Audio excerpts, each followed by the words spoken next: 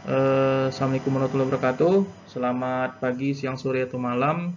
Kita berjumpa lagi ya di mata kuliah Dasar Teknik Elektro, pertemuan yang kedua. Nah, pada materi bagian kali ini, saya akan membahas konsep-konsep tentang listrik secara dasar ya, termasuk pengantar dari rangkaian listrik.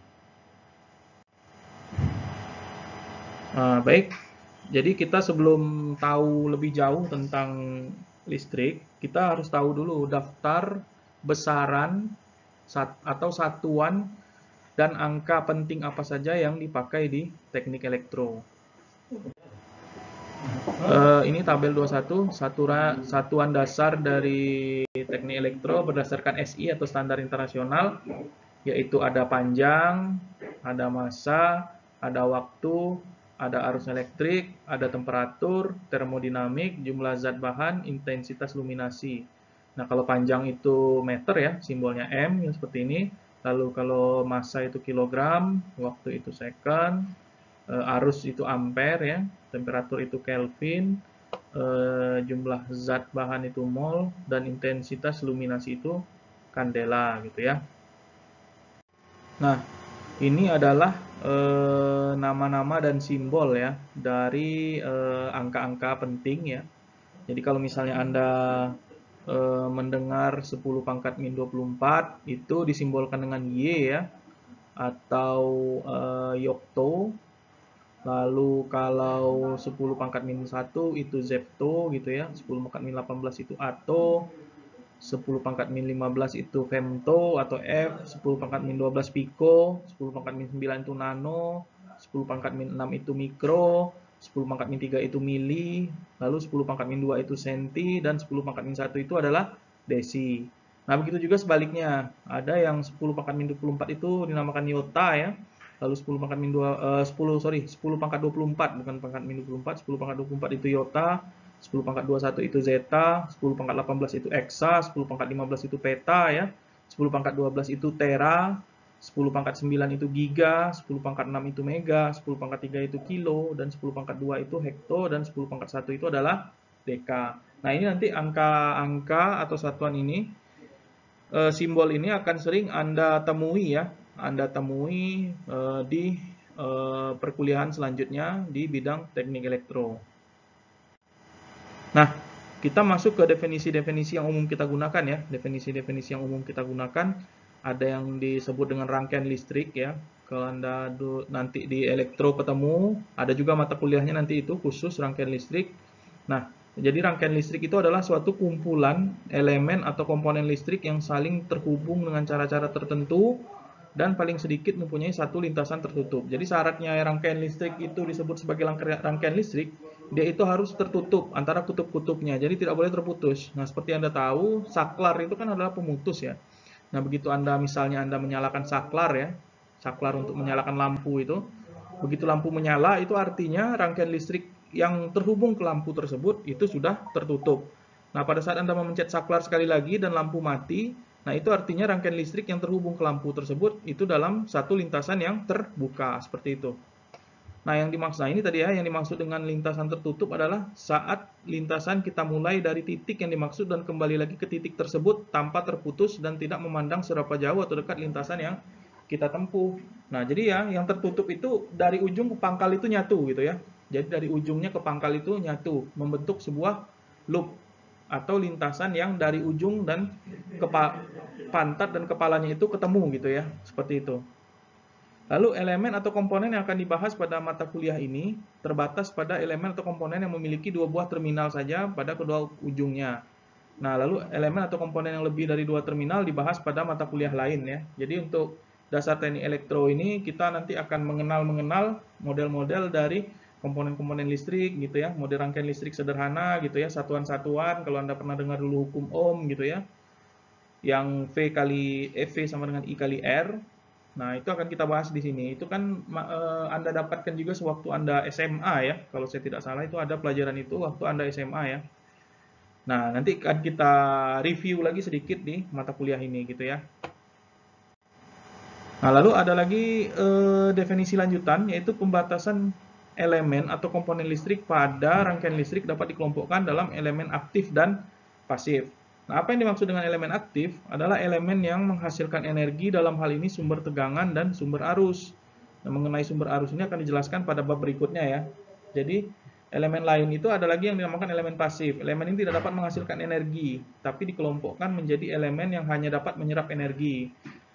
Dan terdapat komponen resistor yang juga disebut dengan hambatan atau tahanan dengan simbol R. Jadi kalau elemen aktif itu dia menghasilkan energi ya. Yang paling gampang itu elemen aktif itu adalah contohnya seperti baterai gitu ya. Baterai, aki gitu ya. Nah, elemen pasif itu dia mengkonsumsi energi gitu ya. Yang paling gampang itu hambatan atau ya ini alat komponen elektronik Anda ya, komponen elektronik Anda seperti lampu dan lain sebagainya itu disebut sebagai elemen pasif. Jadi elemen ini dia tidak menghasilkan energi listrik, tapi dia menyerap energi listrik untuk dijadikan sesuatu gitu ya, seperti pompa air Anda gitu ya. Dia menyerap energi listrik untuk menghasilkan kerja gitu ya, di mana kerjanya adalah perputaran yang akhirnya akan menyalurkan air dari tempat yang rendah ke tempat yang tinggi seperti itu ya. Kan pompa air itu dia dari tempat rendah ke tempat tinggi ya. Tapi kalau dari tempat tinggi ke tempat rendah kan tidak perlu pompa ya, cuman gaya gravitasi aja yang memindahkan air itu gitu ya, karena memang sifat alami air itu mengalir dari tempat tinggi ke tempat yang rendah gitu ya. Nah, tapi kalau kita istilahnya melawan sifat alami air ya kita memerlukan sesuatu. Nah, sesuatu itu yang sering kita sebut dengan pompa air gitu ya, dari tempat tinggi ke tempat rendah. Dari tempat rendah ke tempat tinggi Anda pindahkan, maka Anda perlu yang namanya suatu usaha. Nah, itulah yang dilakukan oleh pompa air. Nah, pompa air itu adalah salah satu komponen listrik yang berupa elemen pasif. Nah, komponen pasif dapat menyimpan energi juga diklasifikasikan menjadi dua. Jadi ada juga yang menyimpan energi ya, kalau dari segi listriknya. Ada yang disebut dengan L atau induktor, dan ada yang disebut dengan C, kapasitor ya, atau kapasitor yang disimbolkan dengan C. Kalau belitan itu disimbolkan dengan L gitu ya. Jadi kalau komponen induktor itu adalah komponen atau elemen yang menyerap energi dalam bentuk medan magnet. Dalam hal ini induktor sering juga disebut sebagai lilitan, belitan, atau kumparan ya. Sementara komponen pasif yang menyerap energi dalam bentuk medan magnet dalam hal lain yaitu kapasitor, atau sering juga disamakan dengan kondensator dengan simbol C gitu ya. Nah, elemen atau komponen dalam mata kuliah ini yang akan kita bicarakan yaitu sumber tegangan, sumber arus, resistor, induktor, kapasitor. Jadi di sini kita akan mengenal. Mungkin Anda nanti pas mata kuliah rangkaian listrik, itu ada namanya tegangan gitu ya, ada namanya arus, ada namanya R, ada namanya I atau induktor, ada namanya kapasitor atau C. Nah, di sini kita mulai mengenalnya. Apa itu yang disebut dengan istilah-istilah tersebut gitu ya. Nah, jadi kalau kita berbicara tentang arus listrik, ya, arus merupakan perubahan kecepatan muatan terhadap waktu atau muatan yang mengalir dalam satu satuan waktu dengan simbol I. Nah, simbol I ini berasal dari kata Perancis yaitu intensite, dengan kata lain arus adalah muatan yang bergerak. Nah, jadi kalau dulu Anda waktu fisika belajar muatan ya, Q kecil ya atau Q besar gitu ya. Nah, Q itu kalau dia bergerak dinamakan dengan I atau arus gitu ya. Jadi arus itu adalah muatan yang bergerak. Nah, selama muatan tersebut bergerak, maka akan muncul arus. Tapi ketika muatan tersebut diam, maka arus pun akan hilang gitu ya. Muatan akan bergerak jika ada energi luar yang mempengaruhinya gitu. Nah, muatan itu sendiri adalah satuan terkecil dari atom atau subbagian dari atom, di mana dalam teori atom modern menyatakan atom terdiri dari partikel inti, yaitu proton yang bermuatan plus dan neutron yang bersifat netral, yang dikelilingi oleh muatan elektron atau minus. Normalnya atom bermuatan netral ya, jadi kalau secara normal atom itu bermuatan netral. Nah, muatan terdiri dari dua jenis, yaitu muatan positif dan muatan negatif gitu ya. Jadi kalau misalnya muatan itu dikatakan netral, artinya apa? Artinya komponen proton dan neutron, elektronnya itu jumlahnya sama gitu ya. Komponen proton dan elektron itu jumlahnya sama. Nah, baru dikatakan dia muatan itu neutral atau bersifat netral gitu ya. Arah arus juga searah dengan muatan positif atau berlawanan dengan arah aliran elektron. Semua partikel dapat menjadi muatan positif apabila kehilangan elektron. Nah, itu yang saya bilang tadi. Jadi kalau dia kehilangan elektron, maka dia menjadi bermuatan positif. Nah, begitu pula sebaliknya, kalau dia kehilangan proton, maka dia akan, kebalikannya ya, kalau dia kehilangan proton, maka dia akan menjadi muatan yang negatif gitu ya.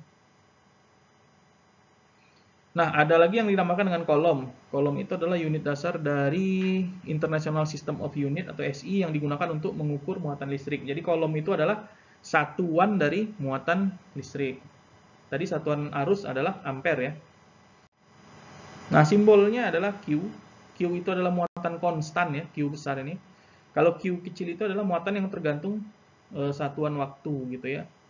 Nah, biasanya muatan satu elektron ini nilainya adalah ini, minus 1,6021 kali 10 pangkat min 19 kolom. Satu kolom itu sendiri adalah minus 6,24 kali 10 pangkat 18 elektron. Jadi secara matematis, arus itu didefinisikan sama dengan dq per dt. Ya, dq per dt ini artinya apa? Adalah perubahan muatan per perubahan waktu, di mana satuan muatan itu, satuan arus itu sendiri adalah ampere ya. Jadi dalam teori kalau kita berbicara arus merupakan pergerakan muatan positif. Ketika terjadi beda potensial di suatu elemen atau komponen, maka akan muncul arus di mana arus positif mengalir dari potensial tinggi ke potensial rendah dan arah arus negatif mengalir ke sebaliknya. Jadi kalau arah arus negatif itu dia mengalir dari potensial rendah ke potensial tinggi, seperti itu ya. Nah, macam-macam arus. Arus itu ada arus yang searah atau DC ya, direct current, dan arus arus bolak-balik atau alternating current. Nah, kita bicara tentang tentang DC dulu, atau direct current, arus searah, adalah arus yang mempunyai nilai tetap atau konstan terhadap satuan waktu. Artinya dimanapun kita meninjau arus tersebut pada waktu berbeda akan mendapatkan nilai yang sama. Seperti ini dia. Jadi kalau Anda gambarkan di secara grafik seperti gambar saya ini. Jadi arus itu konstan terus.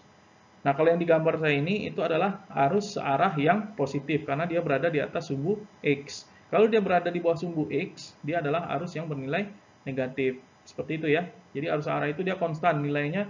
Setiap kita lihat itu dia setiap waktu, misalnya pas detik pertama nilainya itulah gitu. Pas detik kedua nilainya itulah, pas detik ketiga nilainya itulah, ada berubah-berubah gitu. Itu namanya arus DC. Jadi grafiknya seperti ini. Nah, ada lagi yang dinamakan dengan arus bolak-balik atau alternating current, ya. Arus bolak-balik ini adalah arus yang mempunyai nilai yang berubah terhadap satu waktu dengan karakteristik akan selalu berulang untuk periode waktu tertentu, dan dia mempunyai periode waktu yang dilambangkan dengan T. Ya, seperti ini. Ini namanya sinusoidal ya, sinusoidal. Artinya apa ini? Artinya pada saat dia mulai, kalau gambarnya seperti ini ya, pada saat dia mulai itu nilai arusnya itu adalah 0 gitu ya. Pada saat misalnya detik pertama, misalnya di sini harusnya misalnya 1 ampere, pada saat detik kedua 2 ampere, detik ketiga 3 ampere, lalu detik keempat 5 ampere misal. Lalu detik ke-6 tuh turun menjadi 4 ampere lagi, lalu detik kesekiannya jadi sekian lagi, lalu akhirnya dia mencapai 0. Setelah 0 dia akan menjadi arus negatif. Begitu terus menjadi arus negatif, lalu 0 lagi, lalu dia akan menjadi arus positif lagi. Nah, begitu seterusnya. Naik turun, naik turun. Makanya disebut dengan arus bolak-balik atau alternating current. Jadi pas Anda melihat misalnya pas detik kedua dengan detik ke-6 itu berbeda nilainya. Bahkan mungkin pas detik ke-10 misal pas detik ke-10 nah mungkin nilainya negatif gitu ya. Pas detik ke-20 nilainya positif mungkin seperti itu. Nah, itu arah, tapi dia perbedaannya itu akan berulang setiap waktu. Makanya ada perioda dia. Jadi arus AC ini bentuk gelombangnya seperti ini ya, namanya gelombang sinusoidal, seperti itu ya. Nah, lalu kalau kita bicara, tadi kita sudah bicara arus ya. Nah, sekarang kita bicara tegangan. Nah, tegangan itu apa? Tegangan seringkali orang menyebutnya berbeda ya. Ada yang menyebutnya beda potensial, ada yang menyebutnya voltage atau tegangan.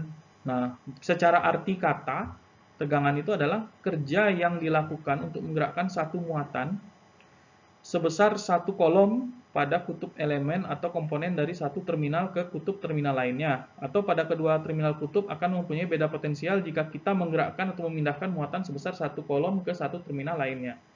Jadi muatan itu tuh kerjanya ya, kerja yang dilakukan untuk kita memindahkan muatan itu dari satu titik ke titik lainnya. Nah, keterkaitan antara kerja yang dilakukan sebenarnya keterkaitan antara kerja yang dilakukan sebenarnya adalah energi yang dikeluarkan gitu ya. Sehingga pengertian di atas dapat dipersingkat bahwa tegangan adalah energi per satuan muatan. Nah, itu artinya untuk tegangan. Nah, secara sistematis tegangan ini nih, V sama dengan dW per dq atau perubahan energi per perubahan waktu. Satuannya adalah volt ya, atau dilambangkan dengan V seperti ini. Nah, dia punya potensial nih, punya beda tegangan, tegangan positif dan tegangan negatif seperti itu. Beda potensial istilahnya. Potensial positif dan potensial negatif. Nah, pada gambar yang di samping tadi, jika kutub A mempunyai potensial lebih tinggi daripada di kutub B, maka ada dua istilah yang sering dipakai pada rangkaian listrik. Ada tegangan turun. Tegangan turun itu kalau kita lihat dia dari potensial lebih tinggi ke potensial lebih rendah. Jadi kalau dari A ke B, A itu kan potensial positif ya, mengarah ke B yang potensial negatif, maka itu dinamakan dengan voltage drop atau tegangan turun. Nah, ada lagi yang dinamakan dengan voltage rise atau tegangan rise ya, atau tegangan naik gitu ya. Nah, tegangan naik itu dari titik yang potensialnya lebih tinggi, dari yang lebih rendah ke yang lebih tinggi. Dalam hal ini dari tadi ya, terminal B itu potensialnya negatif menuju ke terminal A yang potensialnya positif. Nah, pada materi ini istilah yang akan kita pakai adalah pengertian pada item nomor 1 ya, atau tegangan turun. Maka jika beda potensial antara kedua titik tersebut adalah 5 volt, maka VAB sama dengan 5 volt dan VBA sama dengan minus 5 volt. Seperti itu ya. Jadi kalau kita lihat dari V ke AB 5 volt dan V ke BA minus 5 volt. Oke, mungkin itu dulu ya pertemuan kita untuk minggu ini. Saya lihat Anda juga sudah mulai pusing ya.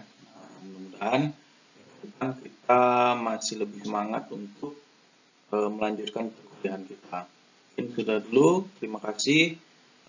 Assalamualaikum warahmatullahi wabarakatuh. Selamat pagi, siang, sore, atau malam.